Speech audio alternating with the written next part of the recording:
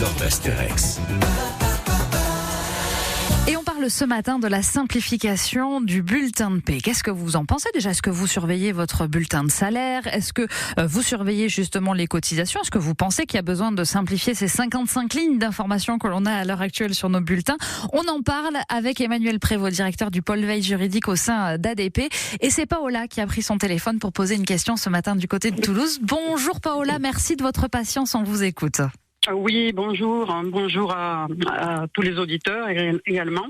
Alors moi, je suis représentante de proximité, donc ce qu'on appelle aujourd'hui représentants de proximité, c'est les anciens représentants du personnel. Oui. Encore une réforme.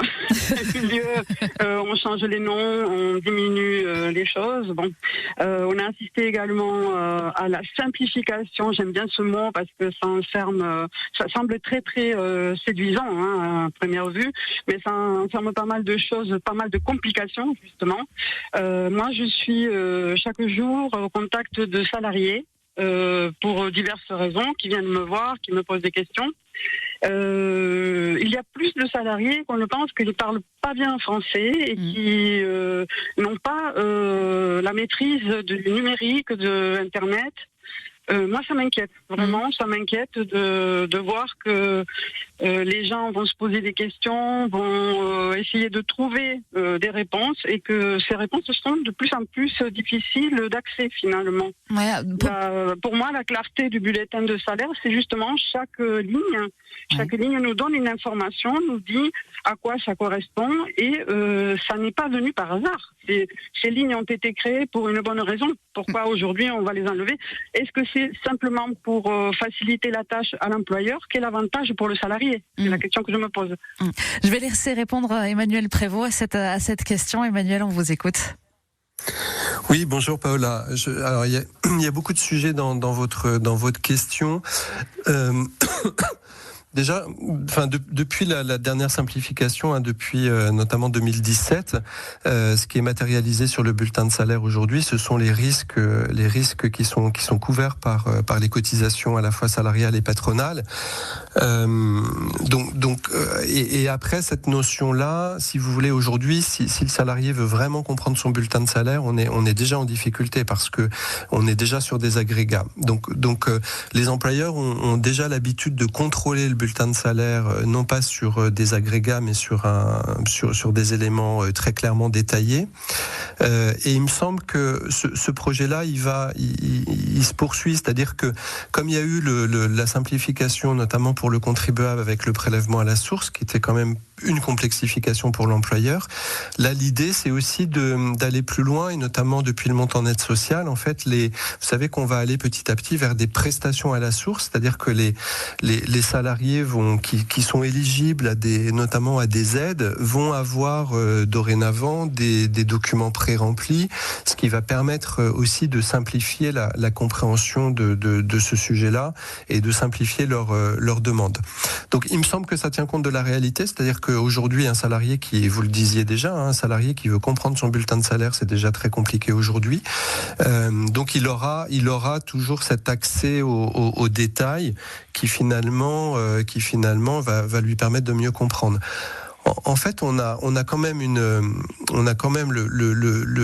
je dirais une complexité sur le droit social français. C'est que, pour vous donner une idée, en même temps que cette simplification de l'affichage du bulletin de salaire était mise en avant par les équipes de Bruno Le Maire, de l'autre côté, nous avons une loi qui vient de sortir sur notamment le calcul des congés payés en période de maladie et qui est totalement dérogatoire au calcul des congés payés. Donc, on simplifie d'un côté, on complexifie de l'autre, et les employeurs, en fait, aujourd'hui, sont un peu mis en difficulté par toute cette complexité qui arrive sur le bulletin de salaire.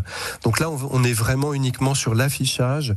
Je pense qu'il ne faut pas se méprendre sur, en effet, l'objectif de cette réforme. C'est vraiment de permettre aux salariés d'avoir un affichage beaucoup plus simplifié, quitte à, évidemment, s'il en a envie, de pouvoir accéder aux détails du bulletin. Mais il me semble que ça répond à la question: qui est le premier client d'un bulletin bulletin de salaire, le gouvernement a répondu que c'est le salarié. Donc en fait, on va simplifier finalement toute la partie cotisation, tout en laissant évidemment tout le détail des éléments du brut ou des versements complémentaires. Par exemple, s'il y a évidemment les remboursements de frais de transport, les titres restaurants, tout ça va continuer à apparaître en détail pour que le salarié puisse s'assurer que ce que lui doit l'employeur, soit dans le brut, soit dans les versements, est bien présent sur le bulletin de salaire. Paola, est-ce que ça répond à votre question ? Oui, mais je voulais juste rajouter que, comme vous le dites si bien, si l'employeur est mis en difficulté, comme vous utilisez ce terme, alors cette difficulté, elle est décuplée pour le salarié, justement. Moi, je le constate chaque jour, et nous-mêmes, représentants du personnel, nous devons suivre des formations pour pouvoir expliquer aux gens justement ce genre de changement et ce genre de simplification, parce que ça demande des formations spécifiques déjà pour pouvoir expliquer aux gens, quoi. Vous comprenez, nous ne sommes que des intermédiaires pour pouvoir expliquer aux gens ce qui change déjà. Donc c'est pas si simple que ça, c'est ce que je veux dire.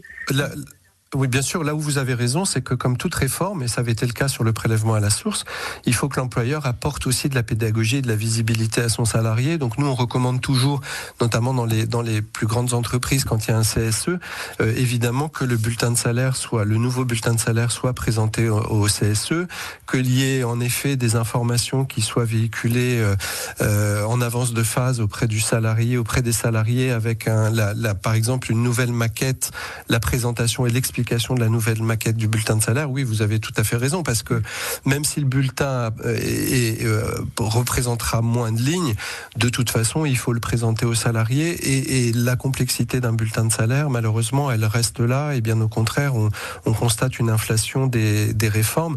Nous, on impacte plus de 300 évolutions par an sur le bulletin de salaire. C'est gigantesque, c'est pharaonique. C'est bien pour ça que la France est le pays numéro 1 en complexité des bulletins de salaire. Oui, alors la complexité du bulletin de salaire, c'est la garantie de tout ce qui va être un salaire différé. Ce qu'on peut appeler un salaire différé par la suite, c'est-à-dire le veuvage, les allocations familiales, la retraite et toute la prévoyance, toutes ces cotisations en fait qui font non pas une complexité mais une garantie de quelque chose après le travail pour le salarié. Oui, donc, moi je l'appellerai pas une complexité. Il faut que chacun comprenne que toutes ces lignes représentent des garanties pour les salariés et non pas une complexité en fait. Oui, je suis d'accord avec vous, mais par exemple, quand sur la réforme des congés payés en période de maladie, il est prévu une acquisition de 2 jours au lieu de 2,5 pour les cas, le cas classique, c'est quand même une complexité qui est rajoutée dans la législation pour l'employeur. Donc il y a encore matière largement à simplifier un certain nombre de mécanismes qui sont très dérogatoires. Paola, oui, vous vouliez réagir à ce que nous disait Emmanuel Prévost. Les 2 jours en période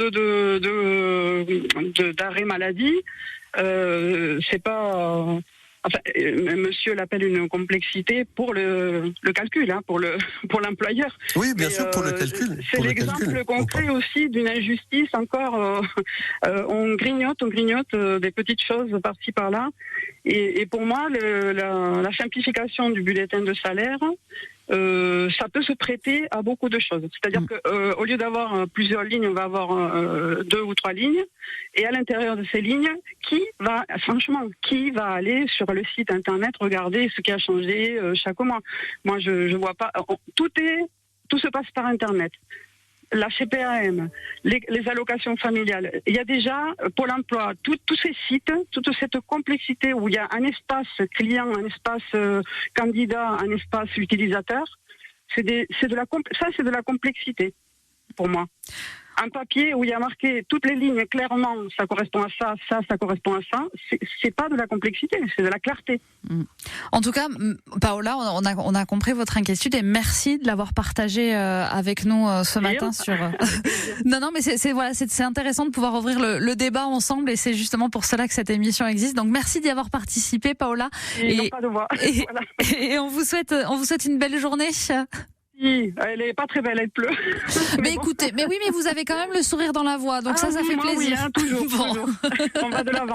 Merci beaucoup. Passez une belle journée et merci d'avoir élevé un petit peu la discussion avec Emmanuel Prévost. On va continuer justement de pouvoir en parler avec vous. Si vous voulez réagir comme Paola, vous pouvez prendre votre téléphone et on vous accueille au 05 34 43 31 31. Il y a encore quelques minutes dans cette émission.